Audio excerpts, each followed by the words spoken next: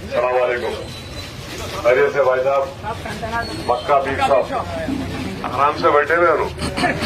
Morning Hyderabad Lok Sabha हल्के से मजलिस के उम्मीदवार बैरिस्टर असदुद्दीन ओवैसी की इंतखाबी मुहिम ज़ोर शोर से जारी है। मुसलमानों के साथ साथ हिंदू भाई बहनों का भी सपोर्ट मिल रहा है।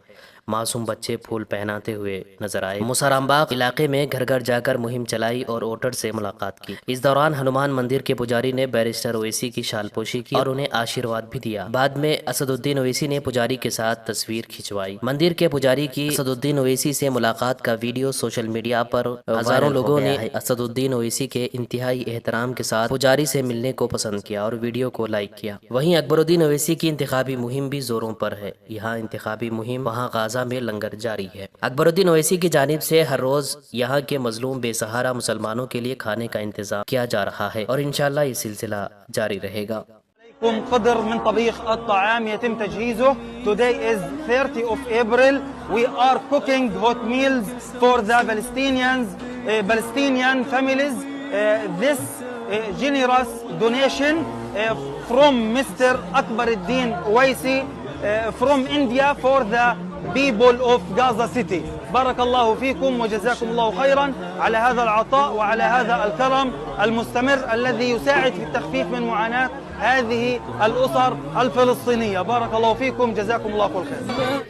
यकसा सिविल कोड का बिल बीजेपी ने उत्तराखंड रियासत में लेकर आए और वहां पर उत्तराखंड में बीजेपी ने कह दिया कि मुसलमानों की शादी स्पेशल मैरिज एक्ट के तहत होगी, निकाह से शादी नहीं होगी, काजी साहब खुदवा नहीं देंगे, दुल्हन को मेहर नहीं मिलेगा, स्पेशल मैरिज एक्ट से दोगे।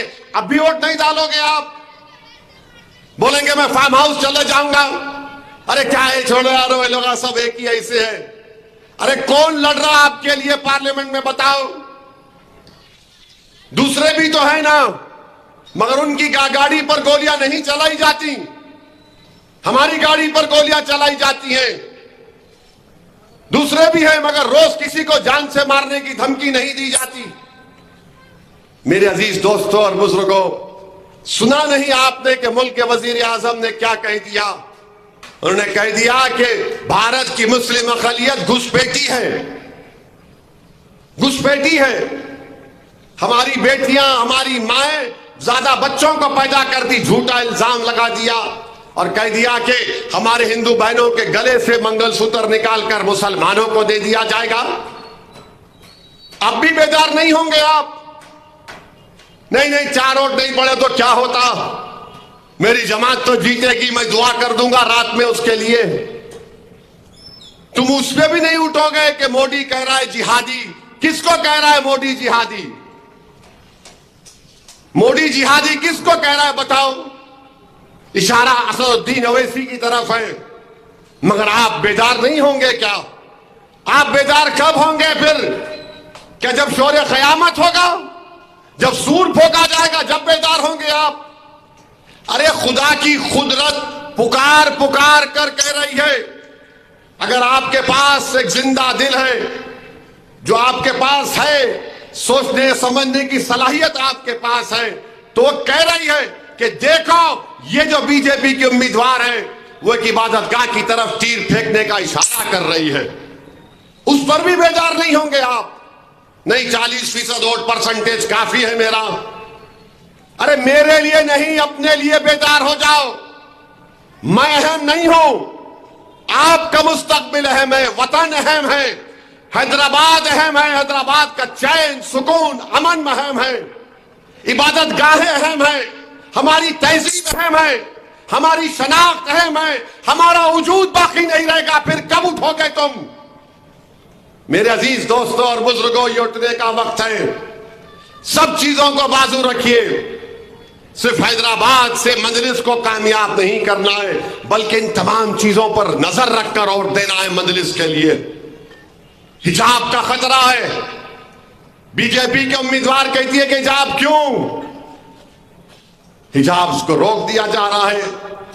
मेरे अजीज दोस्तों और बुजुर्गों, मेरी आपसे दवन गुजारिश है कि कोताही मत करिए, अपने वोट का इस्तेमाल करिए। और वजीर आजम ने जो भाषण दिया है, तकरीर की है,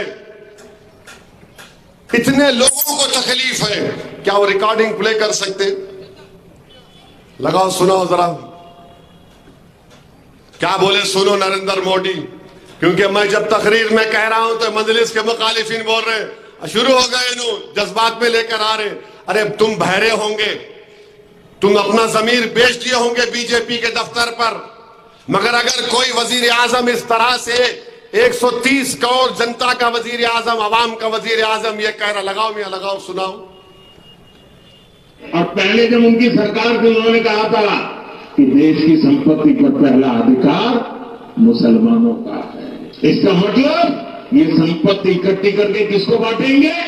जिनके ज्यादा बच्चे हैं उनको बांटेंगे, घुसपैठियों को बांटेंगे। क्या आपकी मेहनत की कमाई का पैसा घुसपैठियों को दिया जाएगा? ये कांग्रेस का मैनिफेस्टो कह रहा है कि वो माताओं बहनों का सोने का हिसाब करेंगे, उसकी जड़ती करेंगे, जानकारी लेंगे और फिर उस संपत्ति को बांट देंगे और उनको बांटेंगे जिनको मनमोहन सिंह जी की सरकार ने कहा था कि संपत्ति पर पहला अधिकार मुसलमानों का है। भाइयों बहनों, ये अरबन नक्सल की सोच, मेरी माताओं बहनों, ये आपका मंगल सूत्र भी बचने नहीं देंगे, यहां तक जाएंगे मैं कहने गया। अब ये सुन लिया आपने, ये इनकी आवाज है, मेरी आवाज नहीं है। ये कोई एआई टेक्नोलॉजी से आवाज नहीं बन रही है, ओरिजिनल आवाज है। नरेंद्र मोदी कह रहे हैं कि हम घुसपैठी है। कल अगर CAA NPR NRC होगा तो घुसपैठी के नाम पर लिस्ट लगा दी जाएगी। आपको इस इलेक्शन में अपना वोट का पूरा इस्तेमाल करना है। आप बताइए, आप घुसपैठी हैं? आप लोग, आप घुसपैठी हैं? आप लोग, आप इस भाई शहर, इस मुल्क के अव्वल दर्जे के शहरी है नहीं आप लोग क्या हम पाकिस्तान से आए, बर्मा से आए, अफगानिस्तान से आए, श्रीलंका से आए, कहां से आए? हम यहीं के हैं। वजीर आजम बोल रहे घुसपैठी और बोल रहे कि हिंदू बहनों के गले से मंगलसूत्र उतार कर हमको दिया जाएगा। नरेंद्र मोदी, हम गरीब जरूर हैं मगर हम गयूर भी हैं। हम किसी से गले का छीन कर अपने घर में अपना चिराग नहीं जलाते, बल्कि हम अपना घर जलाकर किसी का घर रोशन करने वालों का नाम हैदराबाद के गयूर पार्लिमानी हल्का में रहने वालों का नाम है। आप बोल रहे एक वजीर आजम की जबान है, ये एक वजीर आजम की जबान है। 17 करोड़ मुस्लिम अकलियत को कह रहा है घुसपैठी, कह रहा है कि बच्चे बहुत पैदा करते। नरेंद्र मोदी, आपके 6 भाई हैं, आपके पप्पा ने 6 पैदा किए,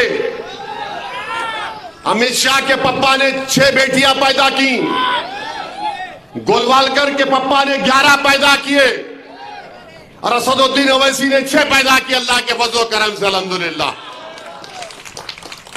मगर यह बोलना कि मुस्लिम औरतें ज्यादा बच्चे पैदा कर रहे, TFR रेट मुस्लिम औरतों का गिरा है, मगर डर पैदा करने के लिए हिंदू भाइयों बहनों में कि इनका पॉपुलेशन आगे बढ़ जाएगा।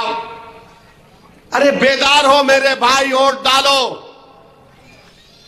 पोलिंग परसेंटेज बढ़ाओ, अपना जवाब दो, सीखो उन गुजरात के उन राजपूतों से कि मोदी के कैबिनेट का एक मंत्री है, उसका नाम रूपाला है। रूपाला ने तकरीर में गुजरात के राजपूतों के बारे में कुछ बकवास बक दी। 1 लाख का उन्होंने जुलूस निकाला और तय किया कि हम बीजेपी का, मोदी का साथ नहीं देंगे, हमारे जज्बात को ठेस पहुंचाई गई। वो देखकर उत्तर प्रदेश का राजपूत, राजस्थान का राजपूत बोल रहा है कि हमारे जज्बात को ठेस पहुंचाई। और हम क्या कर रहे हैं?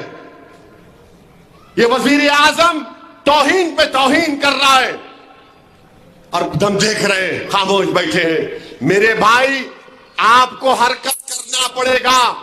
और हरकत क्या है कि 13 के दिन पतंग के निशान पर बटन दबाना पड़ेगा। कोई हमारी गीरत को ललकार रहा है, हम में हमियत है, इज्जत नफ्स हमारी भी है।